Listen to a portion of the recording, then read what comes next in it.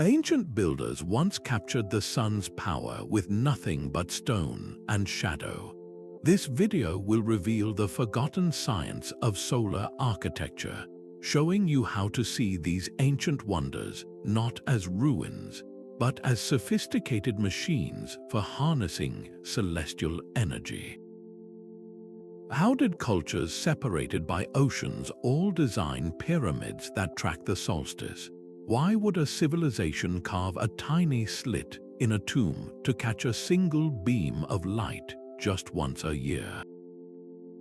The answers lie in a lost dialogue between humanity and the heavens. What part of our own modern world might be secretly guided by these ancient solar principles? A single beam of sunlight pierces the morning mist, striking the center of a temple doorway with impossible precision. This is no accident of nature, but a moment engineered centuries ago, a secret whispered in stone and light that only repeats on one specific dawn each year. This is the power of solar alignment, the foundational principle behind ancient solar architecture. It is the art of positioning a structure so that it interacts with the sun in a specific, meaningful way on days like the solstices or equinoxes. For an ancient builder, the sun was not a random wanderer. It was a celestial clock with a predictable path, and they learned to read its movements with incredible skill. They understood that the sun's journey across our sky changes throughout the year. In summer, it rises high, casting short shadows. In winter, it travels low on the horizon, creating long, stretching fingers of darkness. This annual cycle is the solar year, and tracking it was their first step toward harnessing its power. They did this by mastering two simple but profound measurements. The first is the solar azimuth, which is simply the sun's horizontal position along the horizon. The second is its altitude, or how high it climbs in the sky. By observing these two factors, they could predict exactly where the sun would be on any given day. The ancient Egyptians, for instance, used a simple yet brilliant tool called a gnomon, which is just a vertical rod stuck into the ground. By meticulously tracking the length and direction of the gnomon's shadow throughout the day and across the seasons, they could map the sun's entire yearly dance with astonishing accuracy. This precise knowledge raises a compelling question.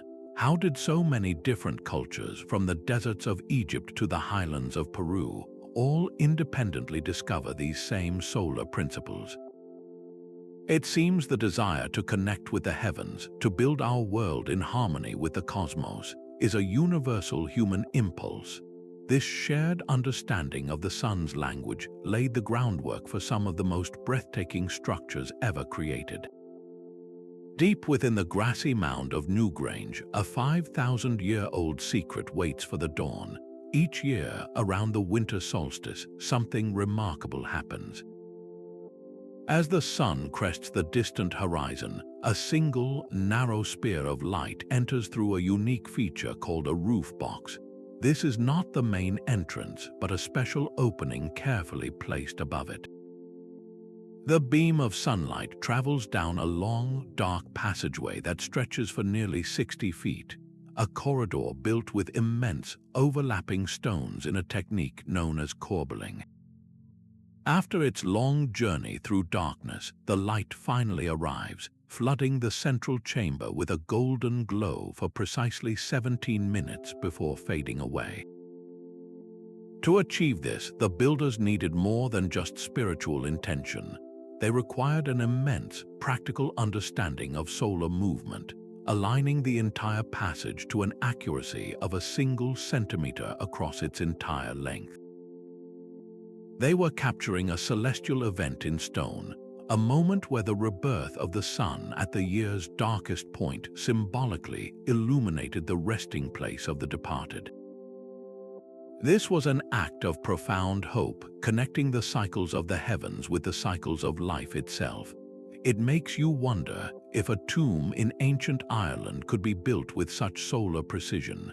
what other resting places around the world were designed as instruments of light? High on a mountain ridge, the Inca priests faced a celestial challenge each equinox. Their world depended on the sun's reliable journey, and at these pivotal moments, they performed a vital ceremony at the Intihuatana, the hitching post of the sun. They believed they were symbolically tying the sun to this sacred stone, preventing it from escaping into the endless sky and ensuring its return for the seasons to come. This was not mere superstition. It was a ritual backed by one of the most precise solar instruments ever carved by human hands. The Intihuatana is a masterwork of granite, a beautifully shaped pillar rising from a solid stone base.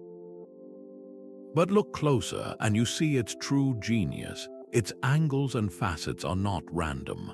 They are calculated with incredible care, each edge and plane designed to cast a distinct, telling shadow. On the equinoxes, the pillar casts no shadow at all at solar noon, a perfect moment of balance between light and dark. On the solstices, the shadows it creates are unique, marking the sun's farthest points north and south with absolute clarity. This was the Inca's celestial calendar, carved in stone. The alignment was so perfect that experts believed the stone had to be shaped right there, in its final resting place. Moving it even a tiny amount would have thrown off its delicate calibration, rendering it useless. This highlights a profound truth about the Inca civilization. They didn't just observe the sun, they built their entire world in direct response to its movements. The Intihuatana's readings dictated their agricultural cycle, telling them precisely when to plant and when to harvest. It guided their religious ceremonies, weaving astronomy directly into the fabric of their spiritual and daily life. This was a culture that literally anchored its existence to the sun's power. And as we will see, this desire to build with the sun was not confined to mountain peaks. It found a stunning, and perhaps even more enduring, expression in the heart of the desert. The desert sun rises over the sandstone columns of Karnak, and the temple itself awakens. Light does not simply flood the space, it is choreographed. It moves like a performer across a stage, first touching the outer statues, then creeping slowly down the grand hall, its progress timed by the dense forest of columns. Egyptian architects were masters of this drama. They understood that shadow was as important as light, using it to build anticipation and focus. The entire temple was an instrument of revelation, aligned on a single axis so that on the most sacred days of the year, the sun's rays would travel unerringly from the open courtyard, through the hypostyle hall, and into the deepest, darkest chamber, the sanctuary. There, the beam of light would fall upon the statue of the god, a moment of direct communion between the divine sun and its earthly representation. This was not a simple architectural feat. It was a theological statement carved in light, a physical manifestation of the pharaoh's role as the intermediary between the people and the gods. The precision required was staggering. They manipulated ceiling heights to create pools of darkness and shafts of brilliance. They placed stone grills and apertures to filter and direct the light, controlling its intensity so it was never blinding but always illuminating. The most famous example of this solar mastery lies further south, at Abu Simbel. There, Ramses II had his great temple carved directly into a mountain. Its alignment is so perfect that just twice a year, around the 20th of February and the 20th of October, the morning sun pierces the entire 60-meter depth of the temple. The ray of light travels through the doorway and the grand hall to finally illuminate the statues of three gods, and Ramses himself seated in the innermost shrine.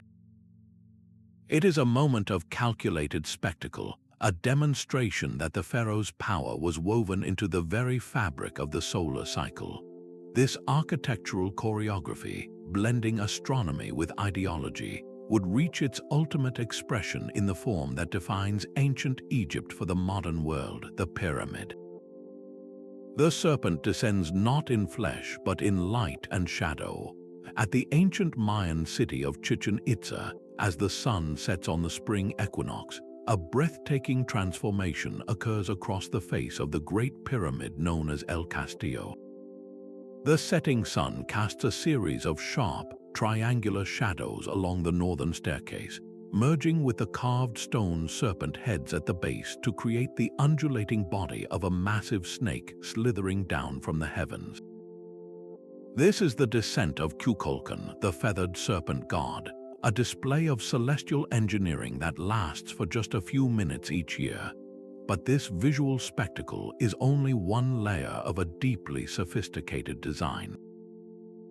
The pyramid itself is a mathematical expression of the solar year. Each of its 4 sides has 91 steps, and when you add the single top platform, you get a total of 365, one for each day in the annual cycle. This was not merely a temple, it was an immense, functioning calendar built from stone. The Maya used this and other structures to track the sun's journey with extraordinary precision, informing them when to plant their crops, when to hold their most sacred ceremonies, and how to structure their society in harmony with the cosmos. The experience was even designed to engage more than just sight. Researchers have found that the acoustics of the pyramid are uniquely tuned. A clap at the base of the structure produces an echo that eerily mimics the chirp of the sacred Quetzal bird, a sound that would have been amplified during the equinox event, adding a powerful auditory dimension to the visual miracle. This multi-sensory approach reveals a culture that sought to capture the sun's power in its entirety, engaging mind, body, and spirit. It forces us to expand our own perspective. If a single pyramid could be such a precise solar instrument, what happens when an entire city is designed to follow the same celestial rules? The fundamental shapes of our world held a secret power for these ancient builders. A circle was not just a ring, it was the sun's own path etched upon the earth. This is why places like Stonehenge used massive stones arranged in a ring, creating a permanent template to track the sun's cyclical journey from solstice to solstice. The circle embodied the endless return of the seasons, a promise of renewal written in stone. Then there was the square, a symbol of perfect stability and order, its 4 sides pointing toward the 4 cardinal directions. These directions were not arbitrary, they were defined by the sun itself, by its precise rising and setting points at the equinoxes. When this square was lifted into the 3rd dimension, it became the pyramid, a form that channeled energy upward toward the heavens while remaining unshakably grounded. And within that pyramid lived the triangle, a shape of immense strength and purpose. Its slanted sides were not just for structural integrity, they were carefully calculated planes, angled to catch the low-angled sun of the solstice and direct its light deep into the heart of a tomb or temple. Long before Greek philosophers like Pythagoras wrote theorems about these forms, architects were using them as a practical toolkit. They spoke a universal geometric language, one that translated the sun's chaotic energy into predictable, manageable power. This mathematical certainty, this faith in the harmony of shapes, is what allowed a civilization to design a city not just for its people, but for the sun itself.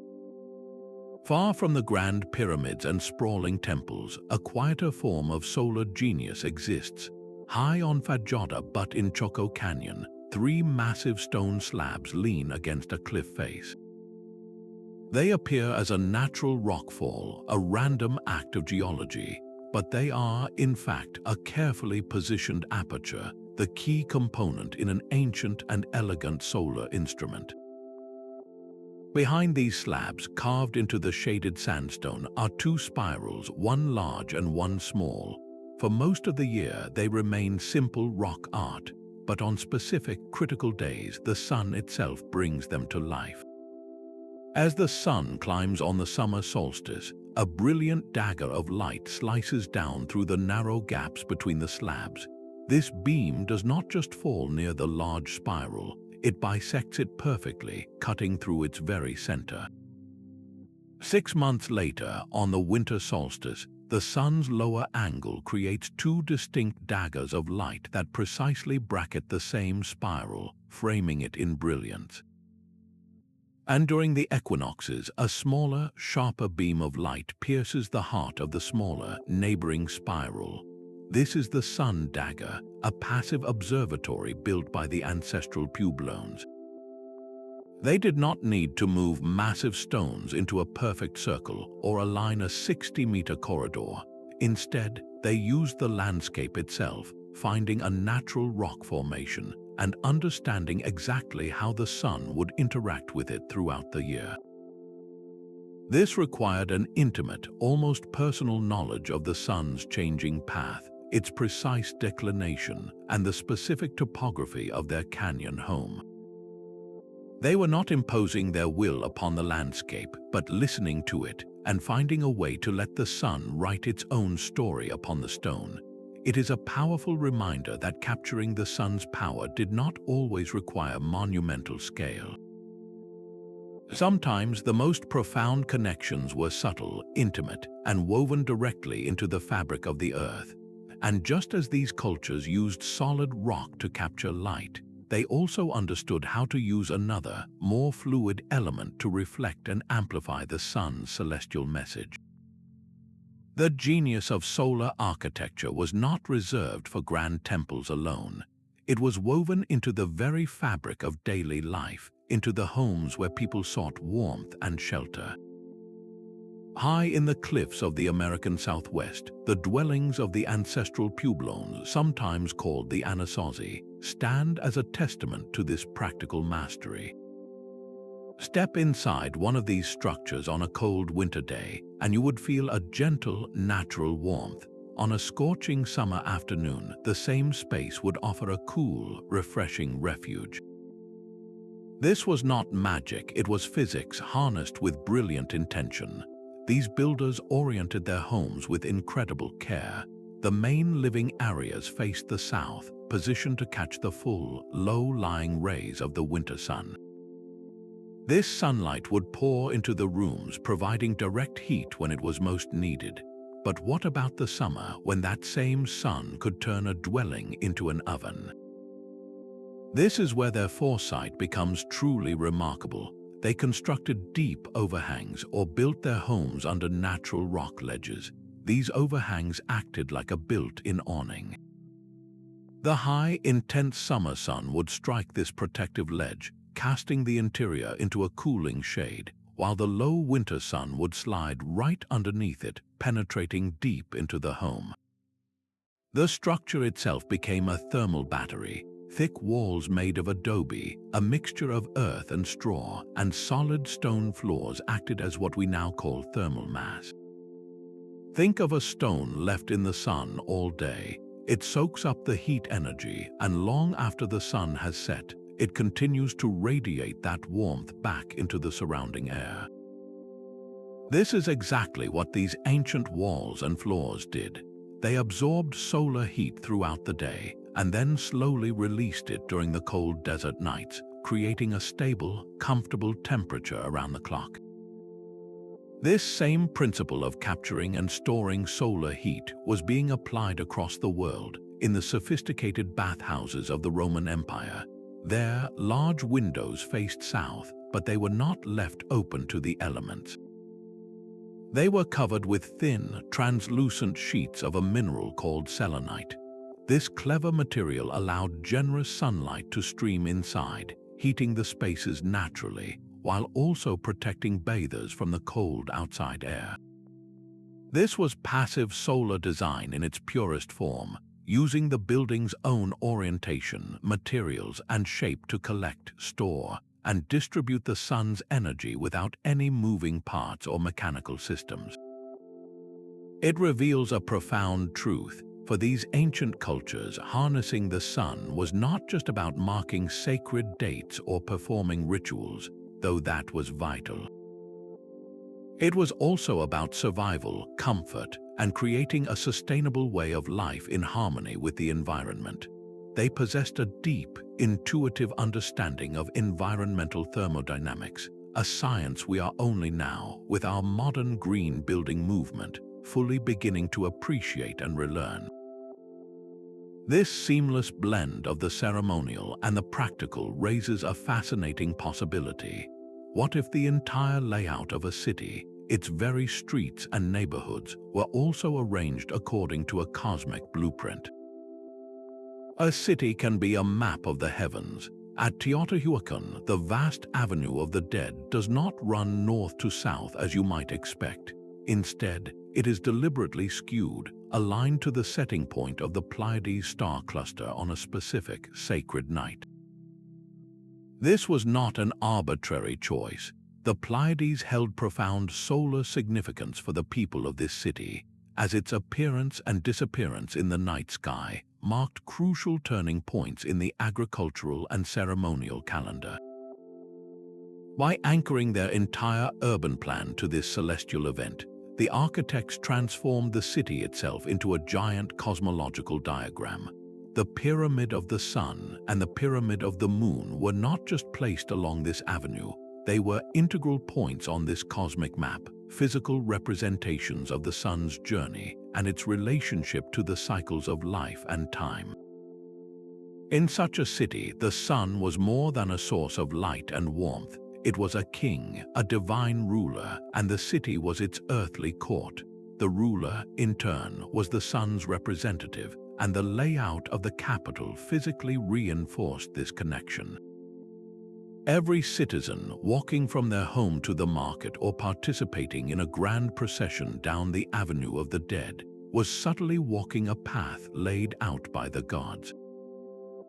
Their daily movement mirrored the sun's own journey across the sky, a constant physical reminder of their place in a universe governed by celestial order. This symbolic architecture was a powerful tool for shaping belief and reinforcing social structure. It wove the ideology of divine right and cosmic harmony directly into the very streets people walked every single day. But this grand cosmic symbolism was not just about power and belief. It was also deeply, fundamentally practical, with its roots planted firmly in the earth and the need to feed a civilization. The sprawling complex of Karnak was a celestial machine built over generations. To walk its grounds was to move through a landscape designed for the sun, where every pylon, every obelisk, and every statue was a carefully placed component in a grand astronomical instrument. The entire site was aligned on a single, monumental axis, one that pointed directly toward the midwinter sunrise. On the shortest day of the year, the sun would rise and send its light flooding down this central corridor, a path of divine illumination. But the genius of Karnak lies in its layered complexity. Towering obelisks sheathed in electrum did more than just proclaim a pharaoh's glory. They functioned as enormous gnomons, their long, sweeping shadows acting as giant clock hands that moved across the temple floor, marking specific ceremonial hours with a precision that smaller instruments could never achieve. This solar choreography reached its peak during the annual Opet festival. This was not a random procession. The statue of the chief god, Amun-Re, was carried from Karnak to the temple at Luxor along a processional avenue that was itself perfectly aligned with the sun's path at that specific time of year. The priests carrying the divine bark were not just walking a road, they were symbolically reenacting the sun's own journey across the sky, merging the fate of the god with the cosmic cycle. This level of coordination required something almost unimaginable to us today, a continuity of vision across centuries. Each new pharaoh who added a pylon or erected an obelisk had to adhere to the original solar alignments established by his predecessors generations before. The entire complex, therefore, stands as a testament to cumulative effort, a collaborative project spanning dozens of rulers and hundreds of years. It was a permanent celestial clock in stone, its rhythms governing the religious and civic life of an entire civilization. This raises a profound question about the ancient world. How did so many cultures, from the Egyptians to the Maya, achieve such massive, long-term solar projects without the tools we take for granted? The sun could sing. On a solstice morning, a single beam of light might do more than illuminate a dark chamber. It could awaken a hidden sound. This was the pinnacle of ancient solar design, a holistic philosophy where architecture engaged all the senses to create an immersive spiritual experience. Acoustic archaeology reveals that many sacred sites were engineered for this very purpose. The Hypogeum in Malta, an underground labyrinth carved from solid rock, contains chambers with powerful resonant frequencies. Certain notes, when sung or chanted within these spaces, are amplified and transformed.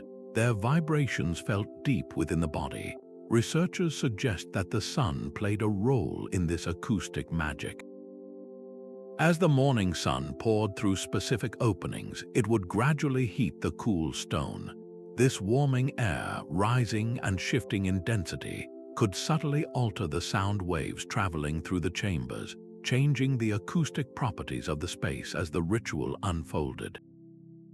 The architects were not just designing for sight, but for sound and feeling. They selected materials with care. A sunbeam striking a precisely placed metal disc or ornament would cause the metal to expand minutely, perhaps creating a faint, audible ping at a specific moment. The shape of a room, the angles of its walls, and the placement of its doorways were all calculated to guide both light and sound waves in harmony. For a worshipper inside such a space, the experience was transcendent. It was not something they were just watching, it was something happening to them, all around them. The light triggered the sound vibrated through the stone floor, and the entire structure seemed to come alive, a direct conduit to the divine.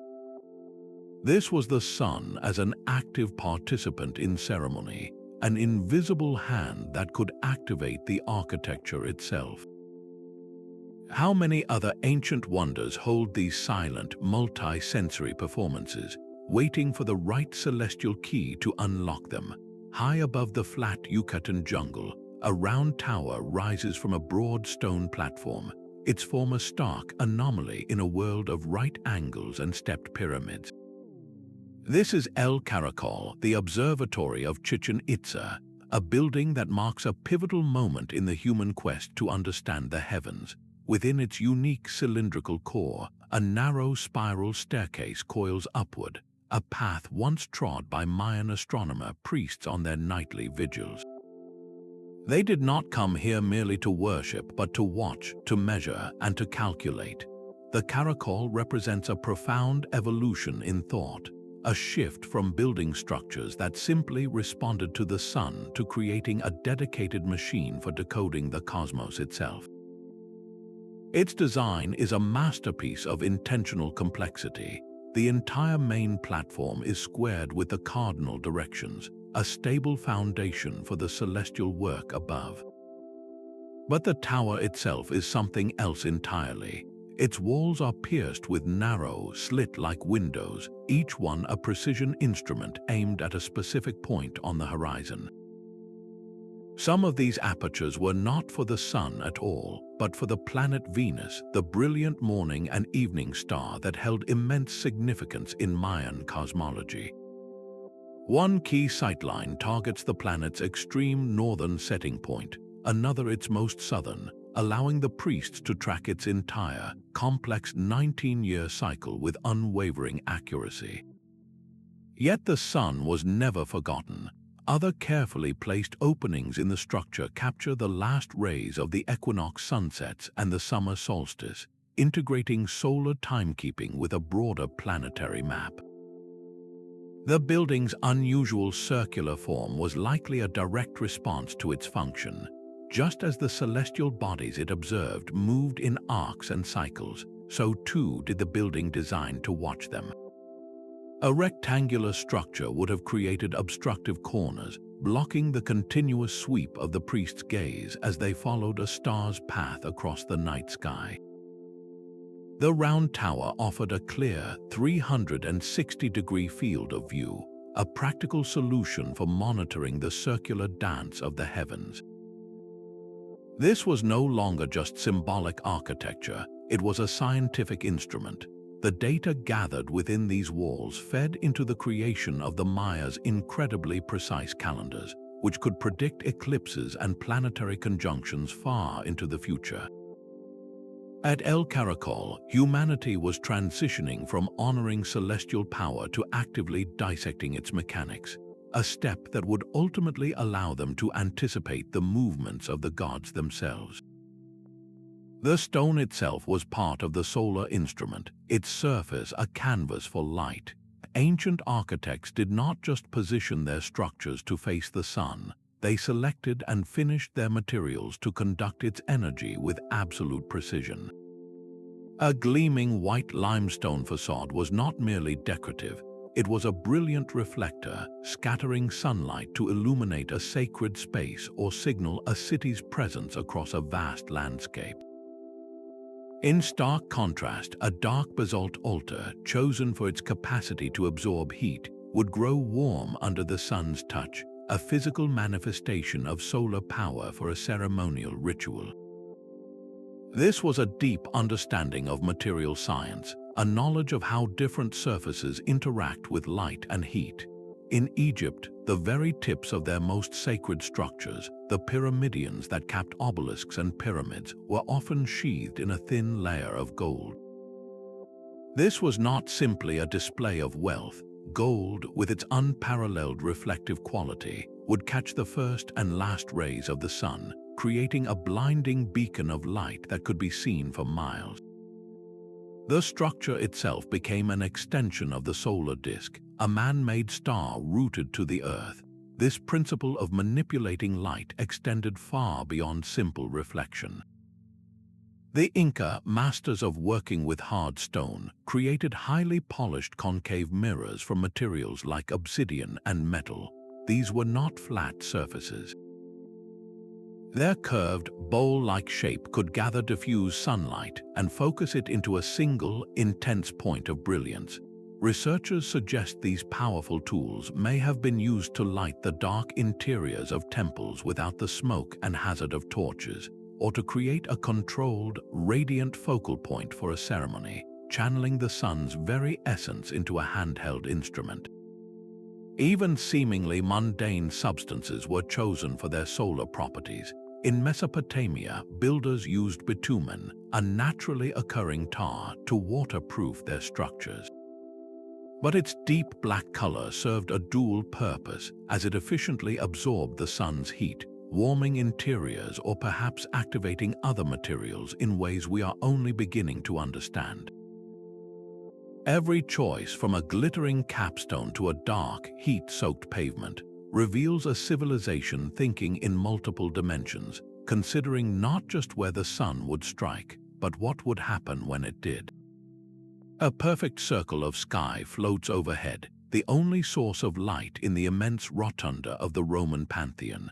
This is the Oculus, a 27-foot wide opening at the very apex of the dome, and it transforms the entire building into a monumental clock. A brilliant beam of sunlight does not simply enter, it performs. Throughout the day, this shaft of light travels like a celestial spotlight across the coffered ceiling and down the massive interior walls, its slow, deliberate sweep marking the passing hours with silent, absolute authority. On the spring equinox, this solar choreography reaches its peak. At the precise moment of noon, the sun aligns perfectly with the Oculus, and the beam of light falls directly upon the grand entranceway, a moment of perfect alignment that would have signaled the start of a new season for the ancient Romans. This was not an accidental feature, it was the heart of the entire design. The Pantheon's architects faced an incredible engineering challenge to create a vast, unsupported dome with a giant hole in the top. Their solution was a revolutionary material, Roman concrete. They meticulously calculated the dome's composition, making it thinner and using lighter, porous stone like pumice as they built higher, reducing the weight without sacrificing strength. This allowed them to create a structure that has endured for nearly 2,000 years, a testament to their genius. But the Oculus was far more than a functional skylight or a sundial. It was the symbolic eye of the temple, a direct, open conduit to the gods above. Rain and occasional snow also fall through this opening, welcomed into the interior as part of the natural order, a reminder that the temple was connected to all aspects of the cosmos. The Romans were not just observing the sun, they were framing it, domesticating its raw power within a man-made sphere. They demonstrated that architecture could capture not just a sliver of light on a solstice, but the entire sky itself, turning the heavens into a moving work of art. This profound relationship between structure and cosmos makes you wonder, what other ancient buildings were designed to measure time not in minutes, but in the grand, sweeping movements of the planets? A pyramid in the sands of Egypt and another in the jungles of Mesoamerica, both precisely angled to capture the sun on its most significant days. How could such similar structures emerge from cultures separated by an ocean, with no evidence of contact between them? This is one of history's great puzzles, a case of parallel invention on a monumental scale. The phenomenon is often explained by the concept of psychic unity, the idea that all human minds, regardless of geography or era, share a common cognitive framework.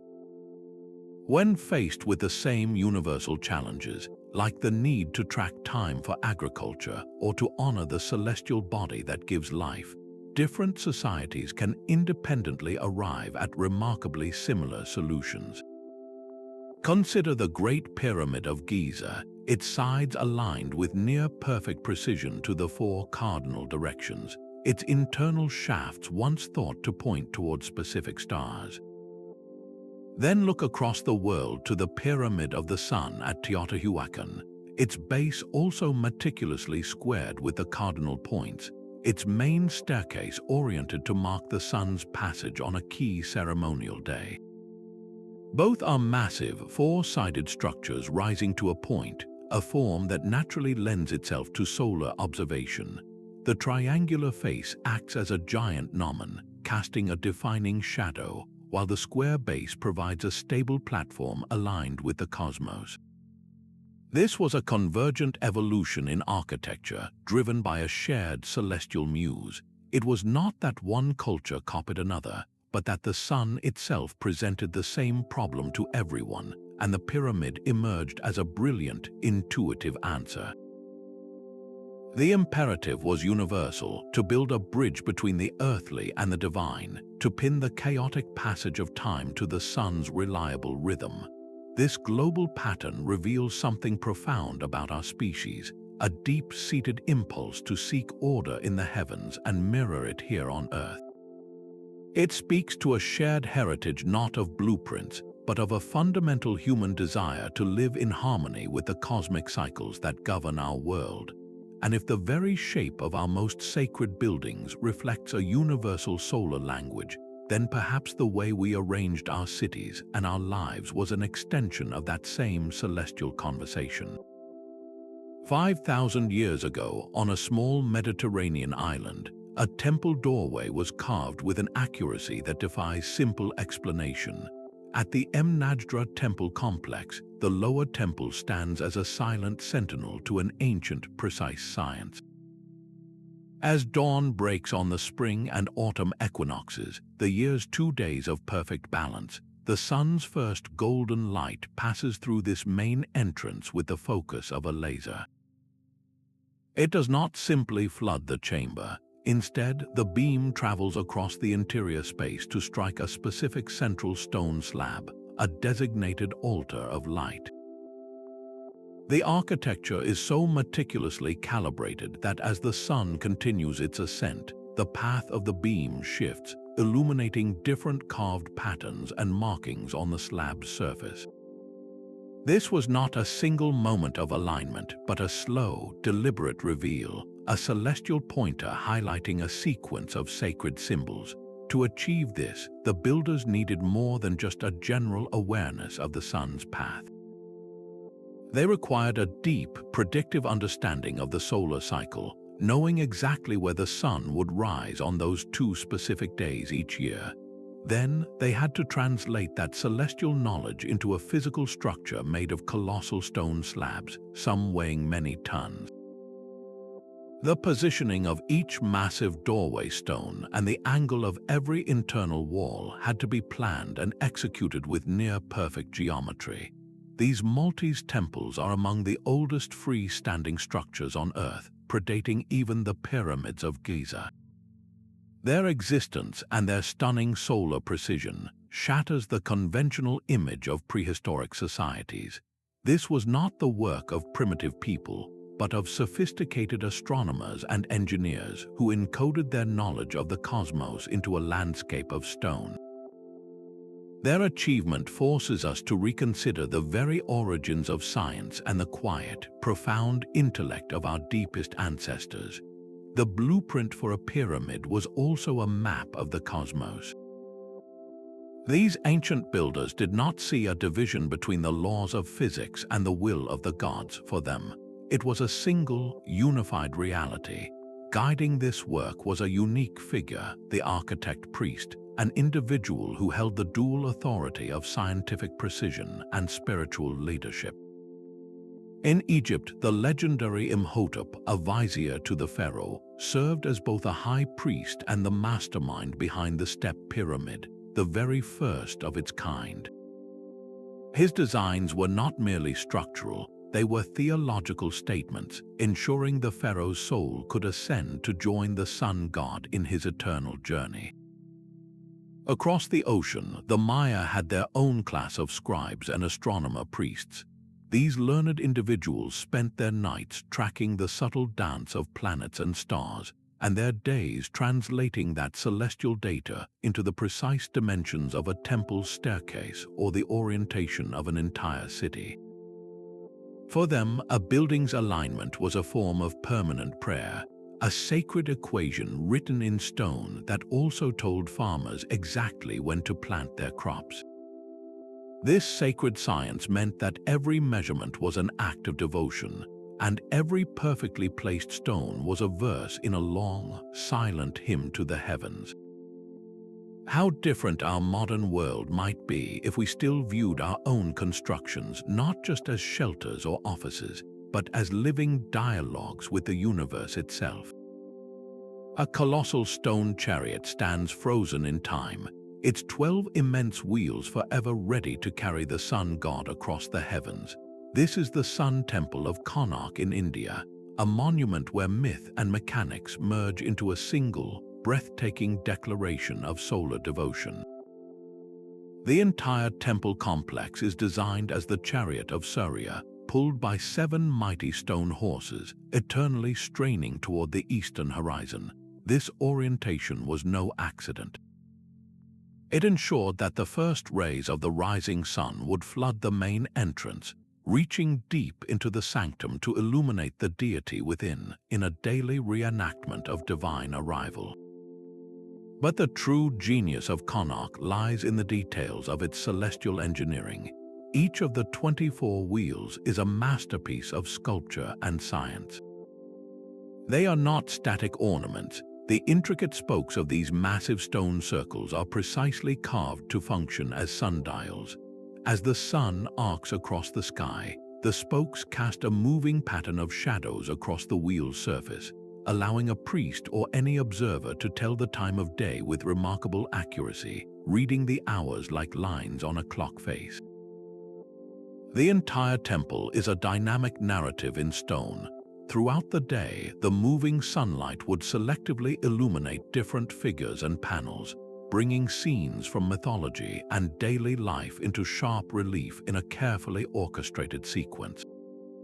A dancer might be highlighted in the morning light, a scene of royal procession at noon, and a symbolic animal in the fading afternoon glow. This choreography of light and shadow turned the temple facade into a story that unfolded from sunrise to sunset, a daily epic powered by the sun itself. This represents perhaps the most literal and elaborate architectural representation of the sun's journey ever conceived.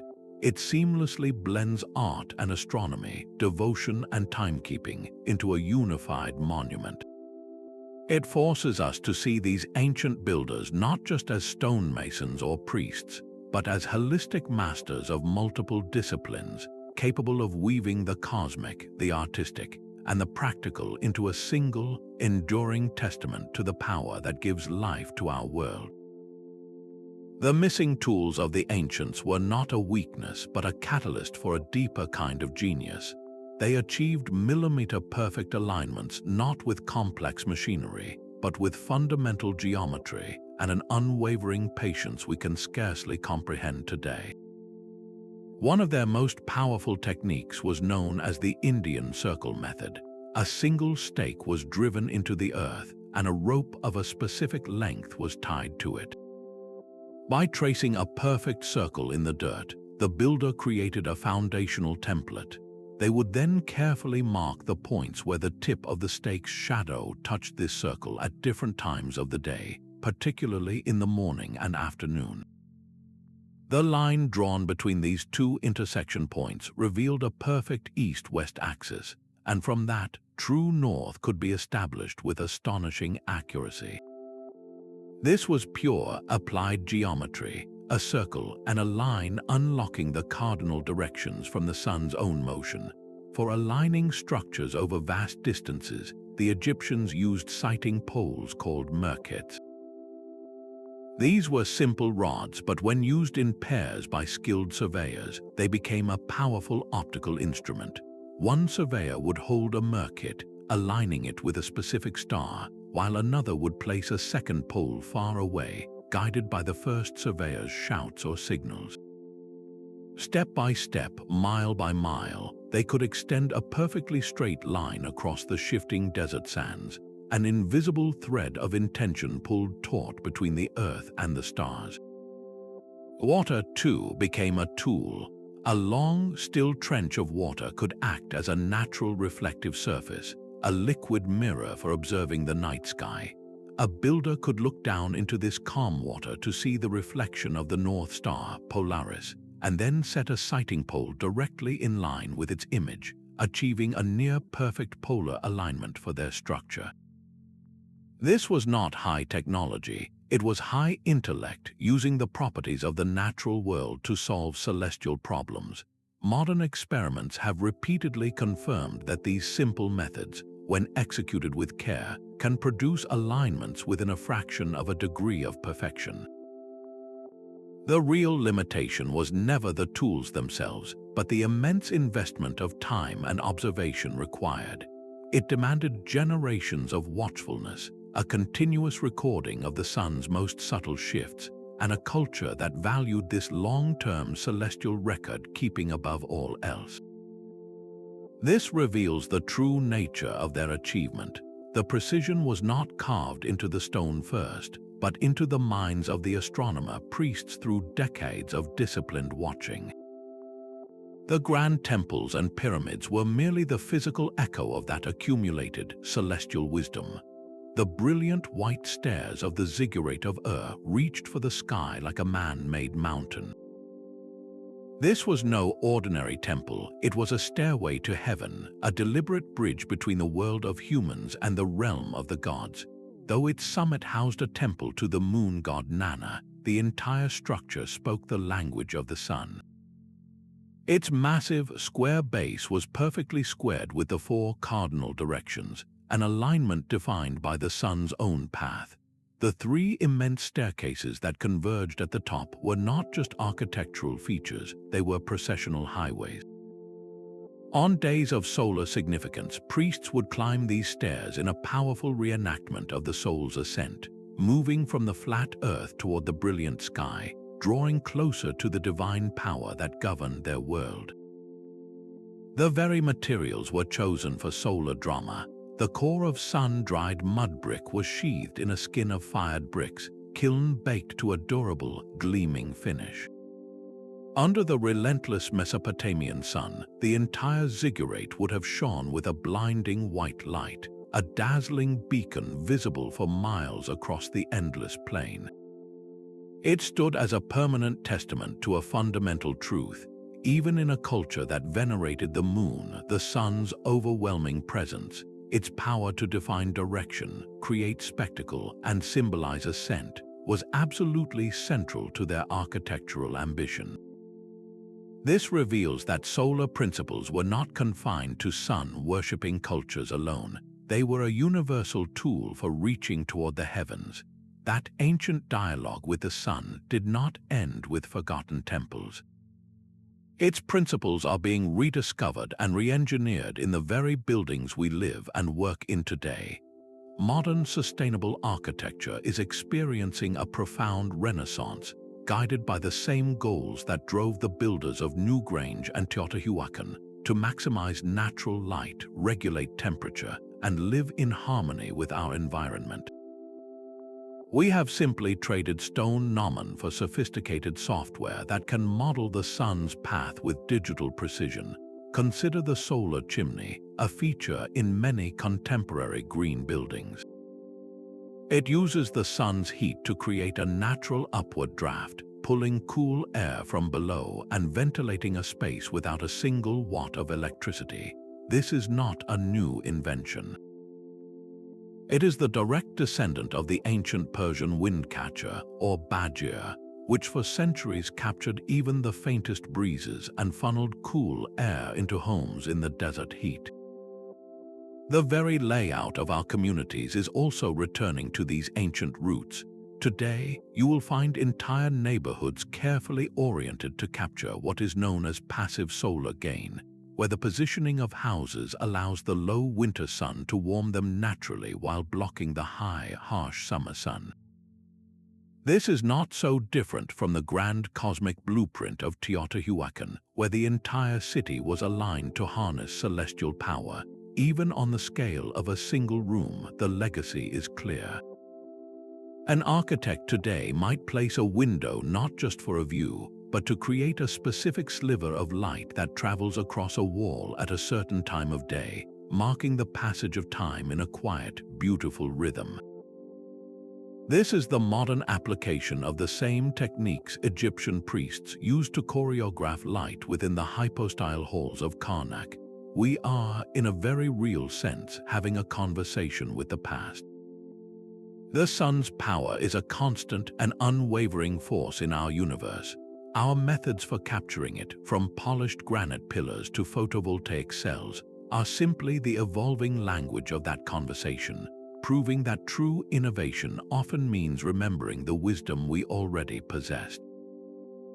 A giant hummingbird over 300 feet long is etched into the floor of the Peruvian desert. From the ground, these lines are a mystery of shallow grooves, but from the air, the truth reveals itself.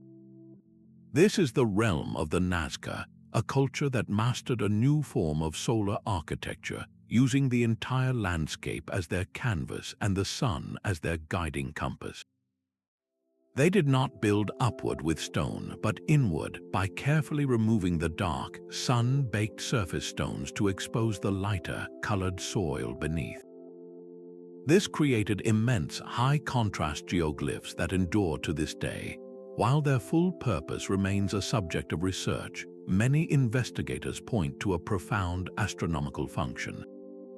Specific lines running for miles with impossible straightness are not random. They point directly to the precise spots on the horizon where the sun rises and sets on the solstices, the most important turning points of the year.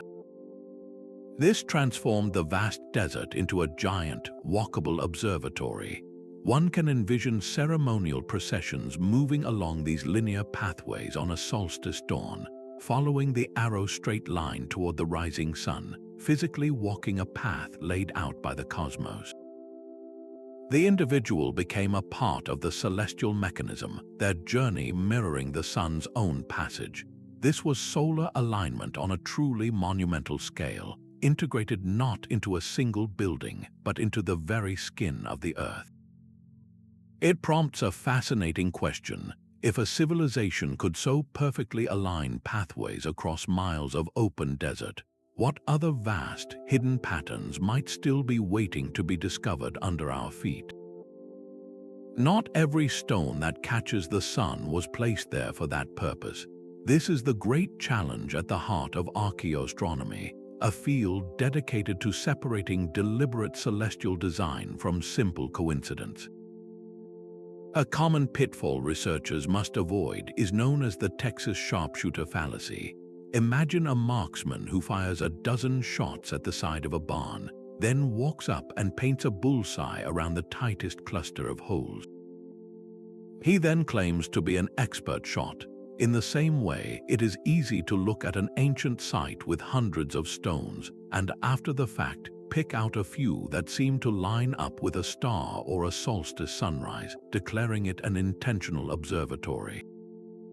But how can we be sure the builders meant for it to be that way?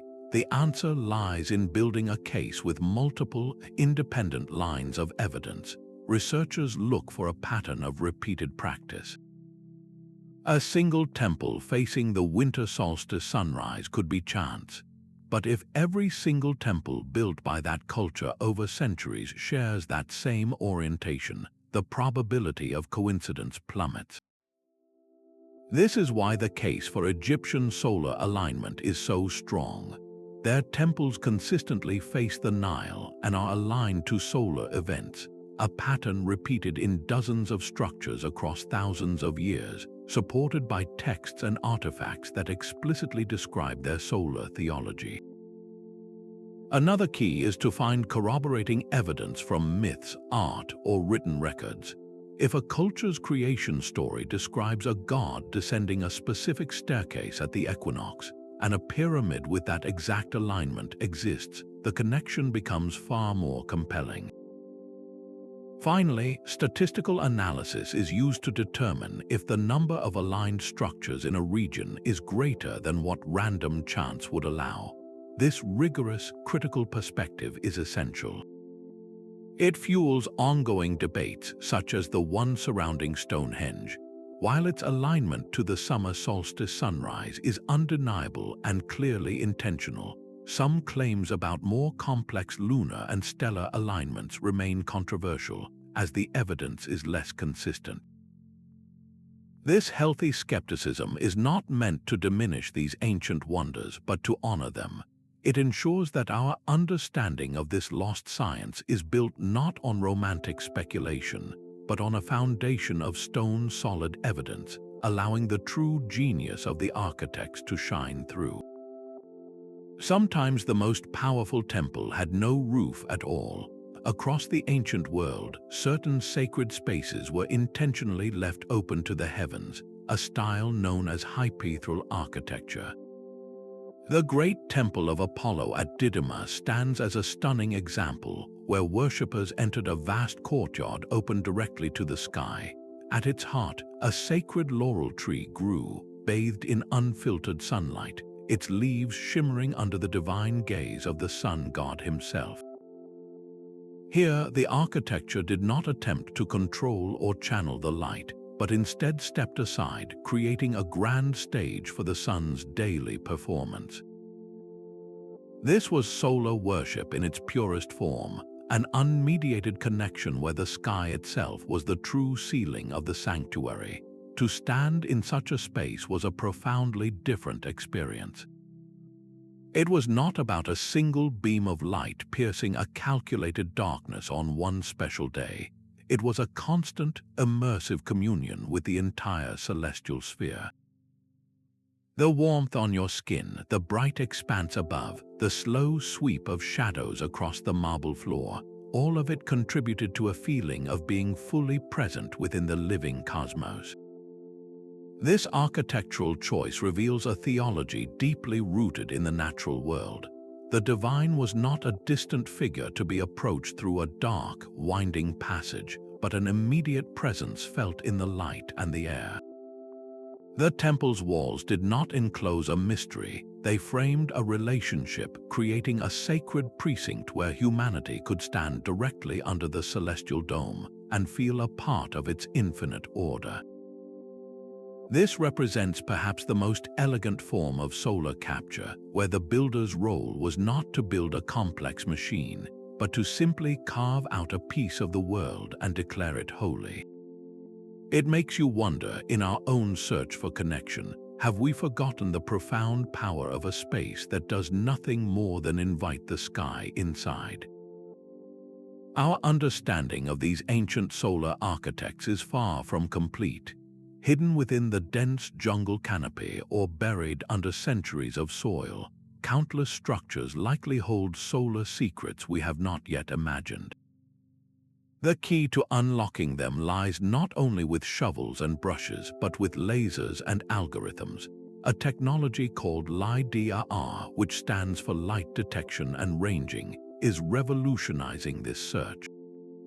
Mounted on aircraft, it fires millions of laser pulses toward the ground, digitally stripping away the thick vegetation to reveal the precise contours of the Earth below.